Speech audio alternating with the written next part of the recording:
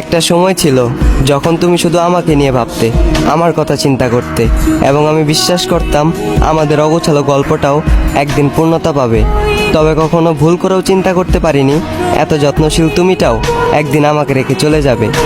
আজকাল কোনো রকম দিনগুলো পার করতে পারলেও রাত পার করতে পারি না। তোমার স্মৃতিগুলো আমাকে রাতে ঘুমাতে দেয় না। যখনই তোমার কথা মনে পড়ে আমার চোখের কোণে জমে থাকা এক টুকরো মেঘ থেকে অনবরত বৃষ্টি ঝরে। যখনই চোখটা বন্ধ করে ভাবি তুমি আর আমার না, তুমি আজ অন্য কারো ঘরে, তখনই আমার জীবিত আত্মা আমাকে মৃত ঘোষণা করে। জানি না কি এমন ভুল করেছিলাম, কি এমন করেছিলাম পাপ, যে পাপের কারণে সৃষ্টিকর্তাকে সেজদা দেওয়া কপালটাও আজ এতটাই খারাপ। জীবন যখন মুখে দাঁড়ায়